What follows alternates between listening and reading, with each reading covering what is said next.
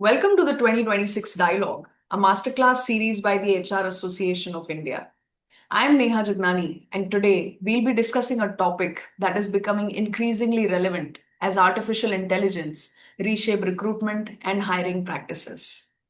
Our theme for the session today is interviewing in the age of AI, how to identify real capability when everyone sounds impressive. To explore this important conversation, we are joined by Mr. Sarabjeet Sachar. Sarabjeet brings nearly 4 decades of leadership, recruitment, and coaching experience in talent assessment and career development. After holding senior leadership roles with leading media organizations, including the Times of India, Indian Express, India Today Group, The Hindu, and Z Network, he founded Aspiration in 2002. Over the past 24 years, Aspiration has partnered with leading organizations across India, during which Sarabjeet has conducted 10,000 plus interviews, gaining deep expertise in identifying and assessing talent. Today, as the founder of the interview room, he coaches experienced professionals to navigate career transition and excel in high stakes interviews with greater clarity, confidence, and authenticity. Sarabjeet, thank you so much for joining. It's a pleasure having you. Thank you, Neha. Thank you for that warm welcome. 40 years I have had, you may have to excuse me sometimes because there's a sore throat. My voice may crack sometimes. Please excuse it. Sure.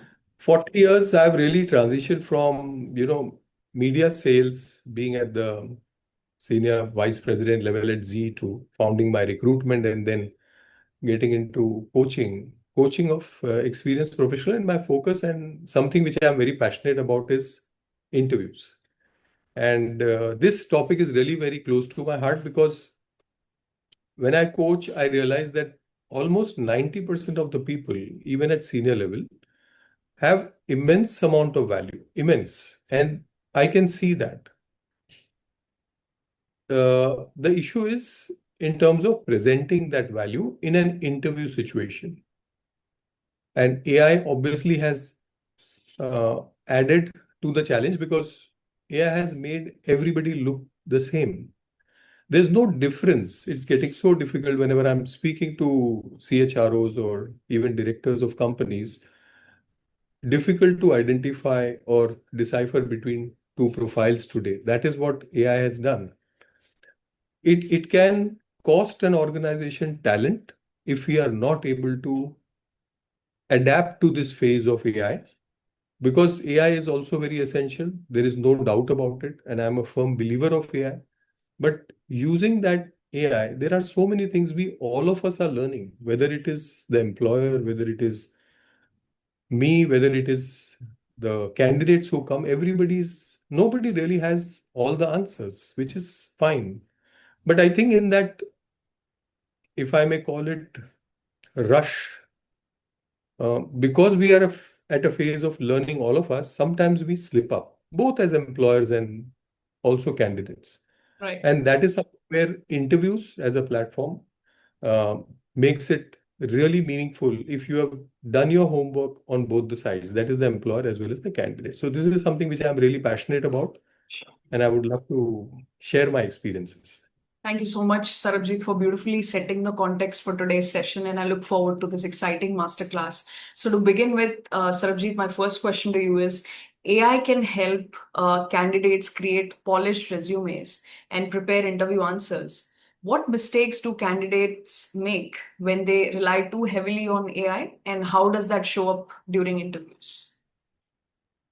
Sure. As I said, I'm a firm believer of AI. There's no doubt about it. In fact, to give you an example, in our company, which is now 24-year-old, we have a recruitment vertical also. Though I'm not involved at all for the last 8-9 years, I'm into coaching. But once they requested me, and immediately they said, tomorrow, can you do a mentoring session for our team? That is our own company's team, recruiters, because they were having issues like candidate backouts. A lot of candidates were backing out. Now, how do you assess whether the candidate will back out or no? So, because it was a day's notice, I used AI.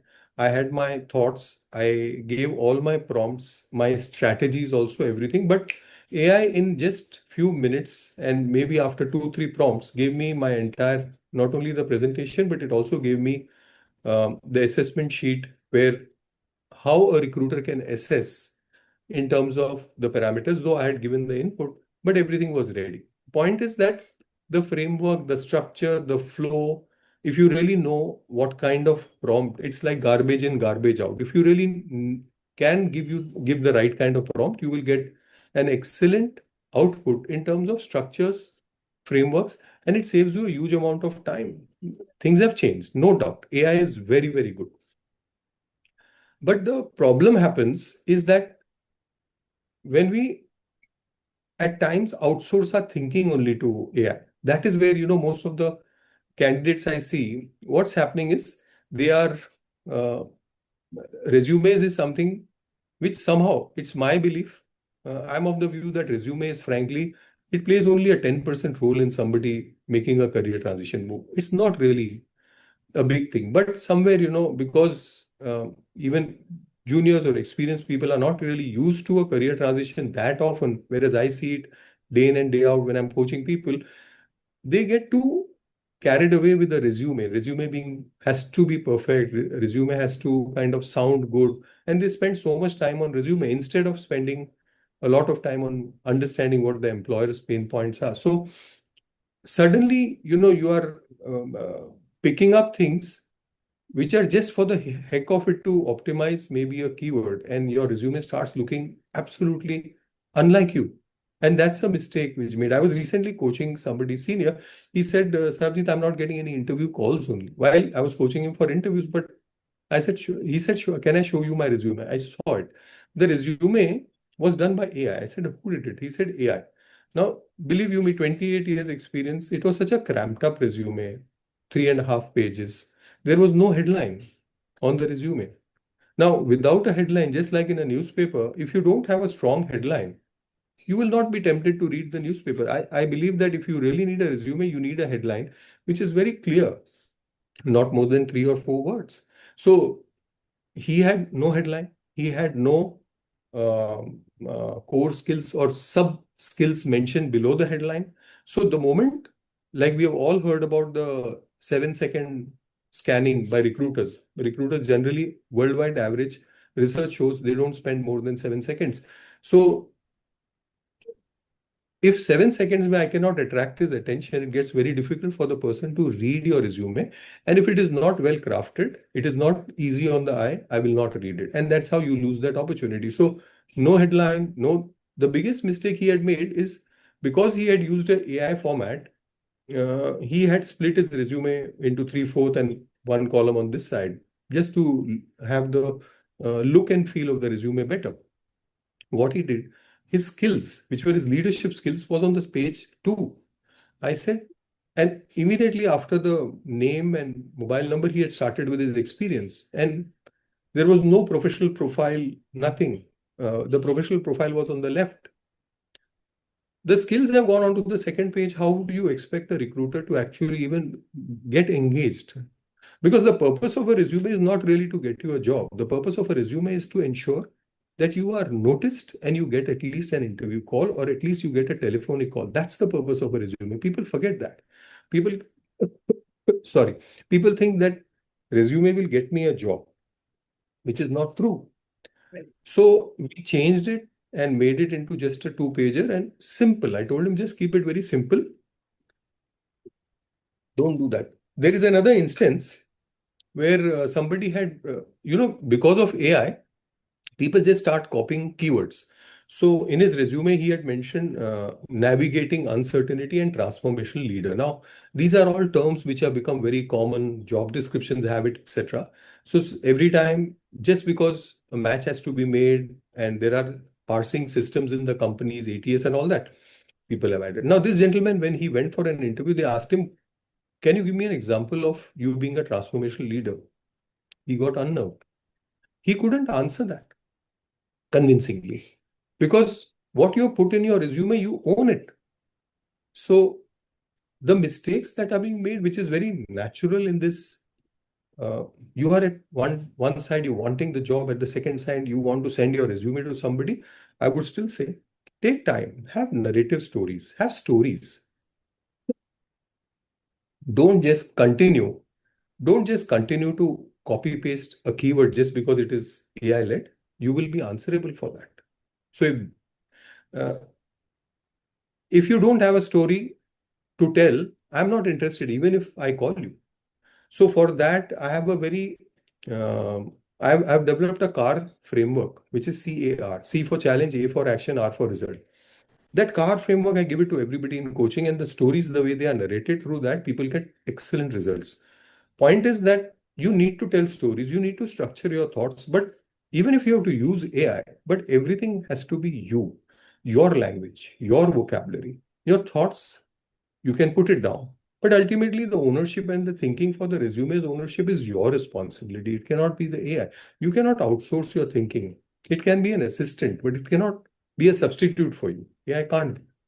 So these are some of the things. In fact, the stories I tell people that this is the JD. Write down stories in front of each of the key skills that you see in the JD. Can you write at least two stories against each key skills which you have identified? Your confidence level will go up. Resume can be just very basic, but more important is your confidence while going for an interview. So these are some of the things which I have noticed, and AI might help you sound very smarter, but not really a believable candidate because you've not taken ownership for whatever is mentioned. Sure, sure. Thank you so much for beautifully putting it together. So, your key takeaways from this answer is don't outsource thinking to AI. You can use AI, but don't outsource thinking. Then, resume, as you rightly said, is just a 10%. You got to focus on the problem statement of the company. What is their requirement? It will essentially add up more value to your candidature. Um, and then, own what you're writing. You have to be accountable for it, not be clueless when you beautiful example of a transformation leader, as you rightly put, and the CAR acronym, absolutely, challenge, action and result. I think if you put everything under these headers, you will have a clarity of your thoughts, and it will also improve your confidence when you appear for an interview. So thank you so much for your insights, Sarabjeet. My next question is, what are some practical interview techniques that help distinguish between candidates who truly understand a subject and those who have simply prepared impressive answers? So one of the things which I have used always for last so many years is follow-up questions. See, the AI might help you with the first answer. AI cannot help you with maybe the fifth. So one question it might help you, but Sure. a good interviewer will always have a follow-up question ready so that you go deep. Right. I had this coaching client who I was coaching, and he said there was a stakeholder conflict, and he was at a manufacturing plant head, 27 years experience. He said there was a conflict between stakeholders, and I had to solve it. So he described that, I sat down with the stakeholders and understood what their problems, and we sorted it out. I said, but what exactly did you decide on before you sorted it out? What was the decision that you took that this conflict was because of this? Did you get to the root? He said, yeah, I understood. So then he was explaining. So this was the first follow-up question I asked him. Then I said, assuming that the stakeholders are not open to resolve the conflict, what will you do? In this case, you are telling me you succeeded, but suppose they are not open. Now, what if a stakeholder is not open? Is another follow-up question which will dig deep and it will test his thinking. And that is the purpose of an interviewer trying to see whether these are only either rehearsed answer or genuinely the person has experience and he can think through the problem or the situation. So after I told him, so he said he thought about it and then he said, I will go by patterns if they are not open. So I said, okay, then from the pattern, what will you decide? That way I kept questioning him. Ultimately, it came out that he had to think through 4 or 5 times before he could give me a convincing answer. So, as an interviewer, it gives me that insight that if there is something that a candidate is saying, do a follow-up questions. I believe it's all human. Now, conflict management. Aren't we as families having conflict at our homes? We are. So it's so simple. Why do we have to make it so complicated?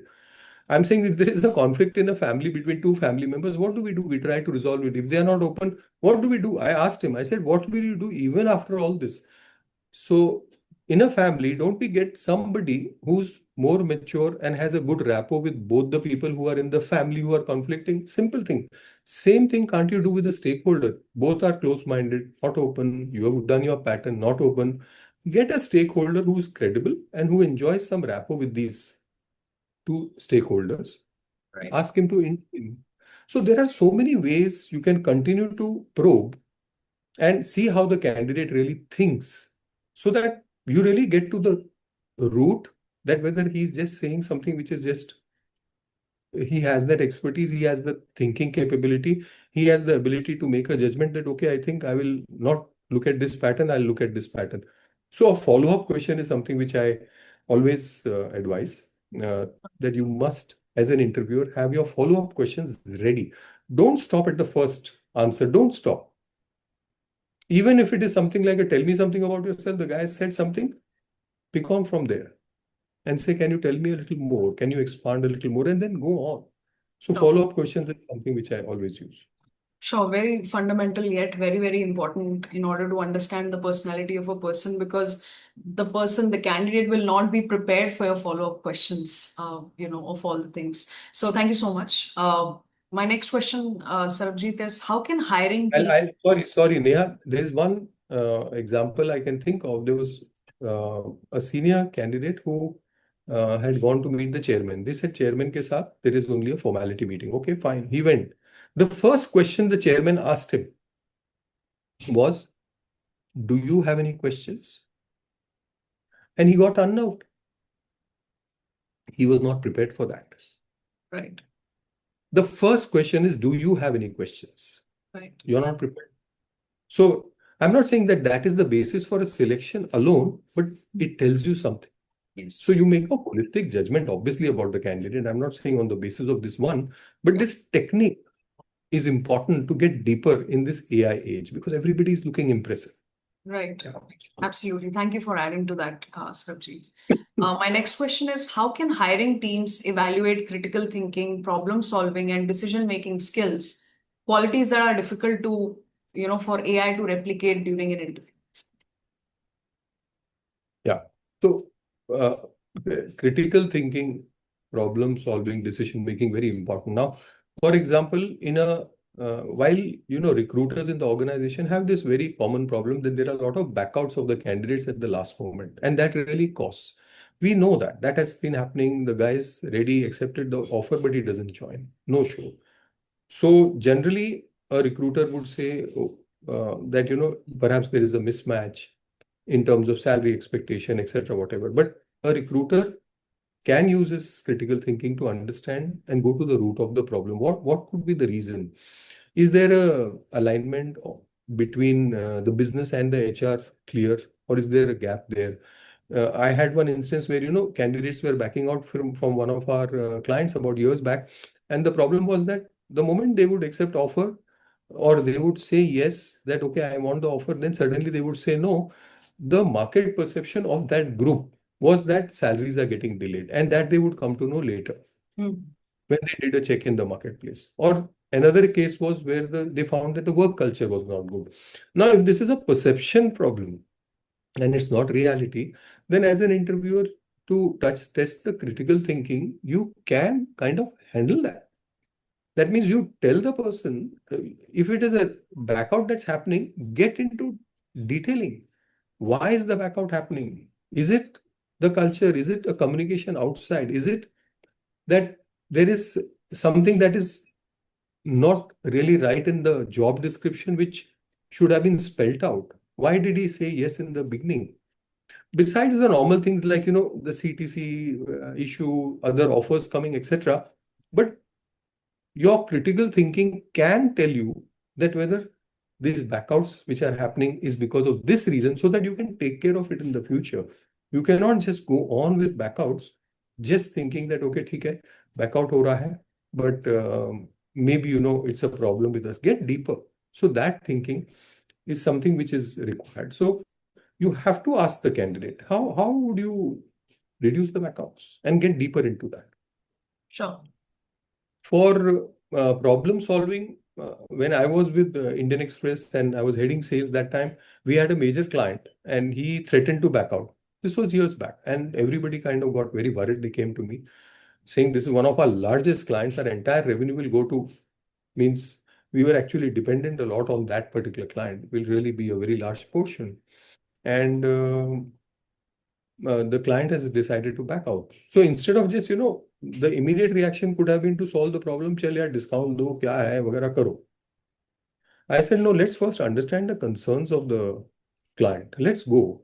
Who's the person servicing? Who's the team servicing? Getting into details of. So just explaining that this is the problem and I solved it in an interview situation is not going to help. What did you do?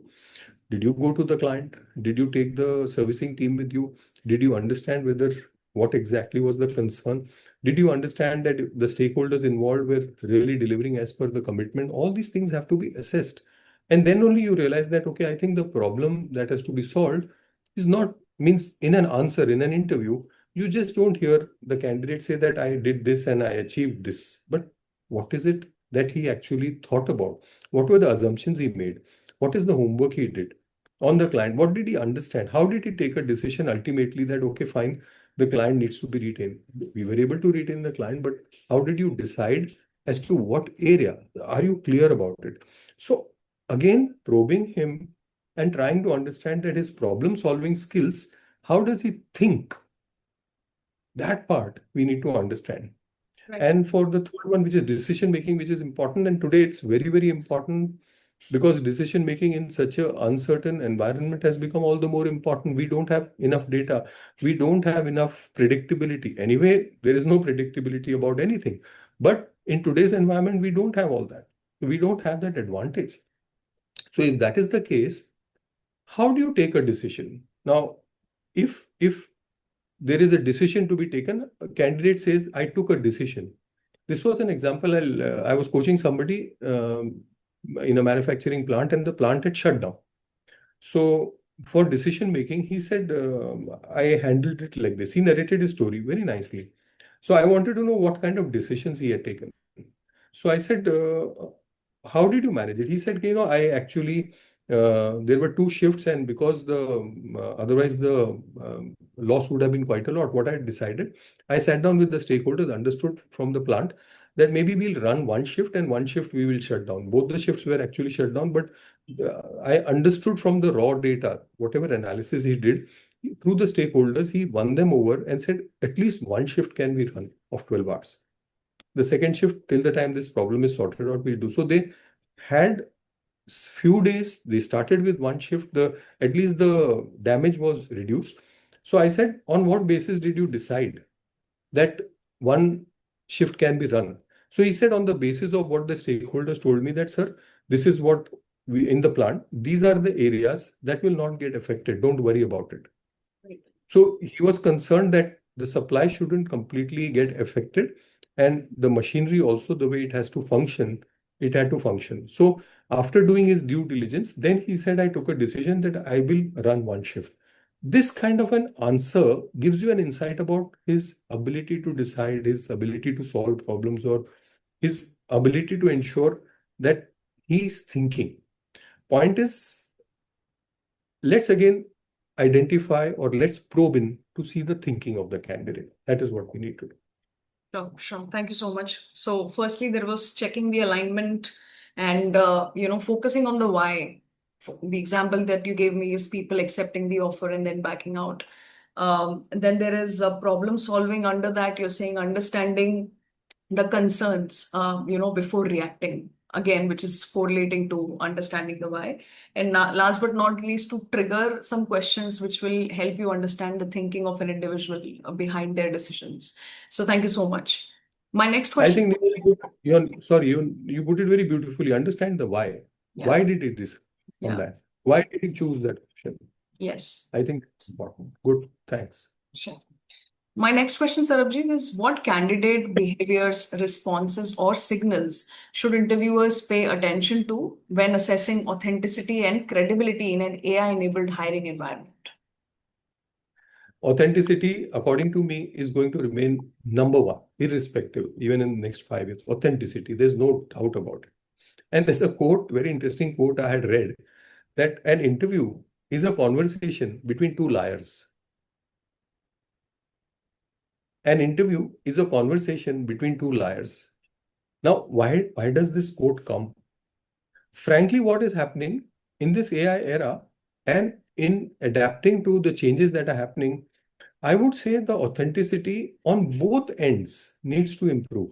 I've seen cases where, even interviewers and employers, they they are trying to hide things about the culture. If the culture is not right or if it is not conducive, let's not fool each other. Let's talk about the culture, but also tell what are the measures that are being taken to improve it so that the candidate also walks in with his eyes open. If you are in a phase of transition and if in the organization there is something that is happening, share it. As an employer, as an interviewer, I would say, why only the candidate? Even the interviewer has to be authentic and credible. That's important because only when he is, then the candidate will feel motivated.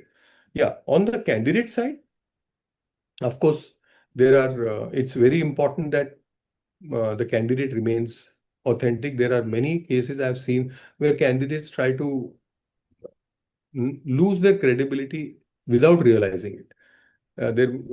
There was an instance where, I was coaching somebody and his resume and LinkedIn profile spoke of different things. Now today, recruiters are doing searching you on your LinkedIn profile. A small thing I'm saying. It's a simple thing that whatever you mention in your resume, your designation and etc. has to be exactly in line with your resume. It can't be different. So may seem a very small thing, but if I'm a recruiter and I see that, okay, this is what his LinkedIn profile is, and then see the resume, and if there is a difference, it creates doubt in my mind about that candidate. So even before the interview, recruiters are actually searching you. That's important. During the interview, look for how authentic or credible is. I generally uh, means I have these questions where I say that, okay, what would your friend in are you in touch with any of your friends from college? And assuming the person is even 20 years experience or 15 years experience, he says, yeah, I'm in touch. Okay, so what would a friend tell about you today if I had to ask him? Or what would your spouse tell about you? Well, how would your spouse describe you? Can you tell me? That description, when he's saying, it gives me an indication, and this is the human assessment angle that I'll be able to assess how authentic he is.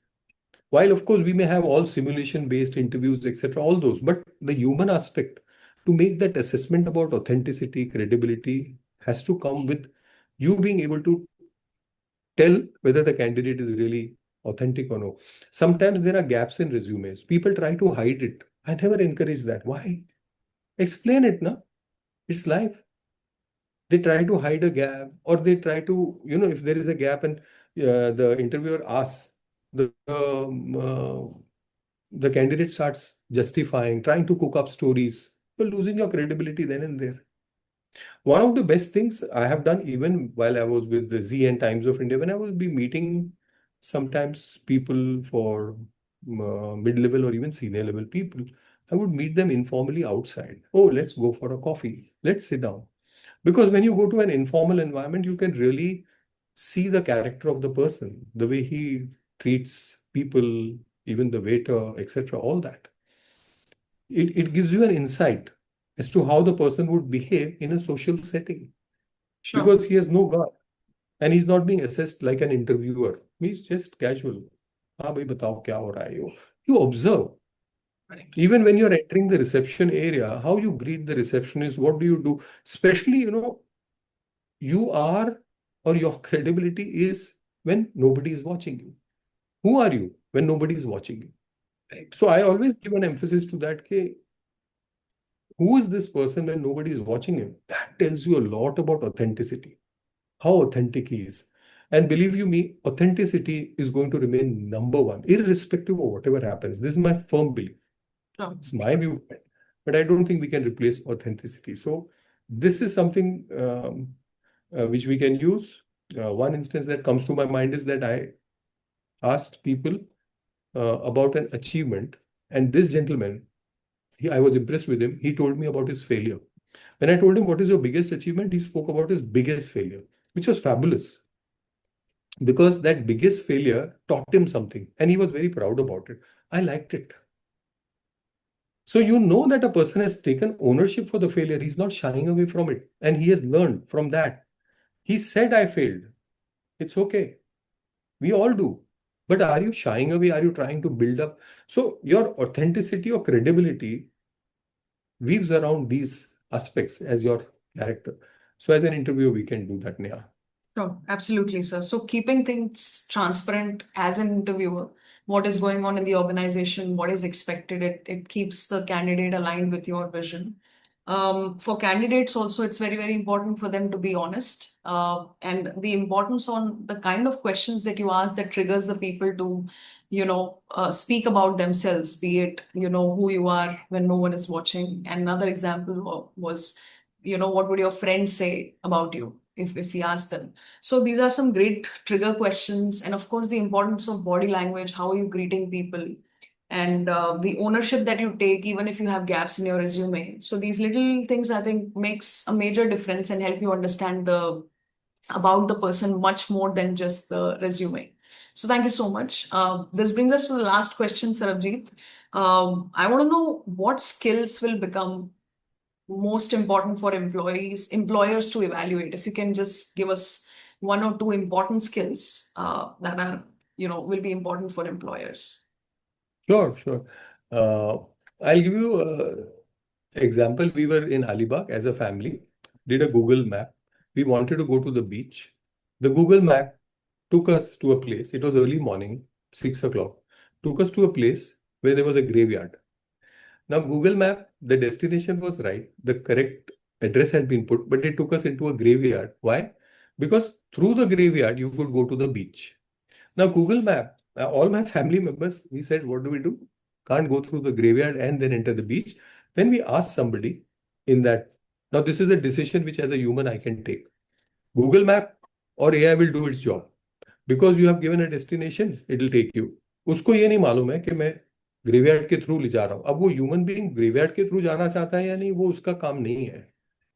We asked the local people that they said, sir, adjacent to this, there is a road. And that road is something where you'll have to walk a little. But you can walk, means that's a proper road. But a car will go only up to a particular thing and 5 minute walk. Right. Google will not understand this. Right. It wants you to reach fastest. So it took you through that, irrespective whether you have to go through a graveyard. Now, I am a human. I don't want to go through a graveyard. So we took a turn. Point I'm making is that when that happened, we had to adapt to that. We had to make a judgment and ensure that we reach the destination where we want to reach. Or even during the COVID examples, how did we all adapt to the situation? We didn't have any playbook, nothing, but we still adapted. The HR departments adapted. Everything happened. We all learned on our own. And there are so many things that became the norm. Hybrid work culture, etc. And also operating from home under trying circumstances. I Right. do believe that human spirit is so strong that when we are made to think, we will think of solutions. Sure. So the skills, according to me, the three skills which will remain key in the future also is one is authenticity, adaptability, and judgment. These three skills, there will be always in demand, always. So you're talking of how adaptable you are, like how we did in COVID, how authentic you are, there's no doubt. And what is the judgment you make? Even after you get something from AI, what is your judgment whether this is to be used or no? Otherwise, you'll go on to another track. So these three skills, I think, will remain important in the future. So thank you so much. Beautifully put. Adaptability, authenticity, and judgment. I think very, very important in today's times, especially with AI, with so much happening, be it external factors.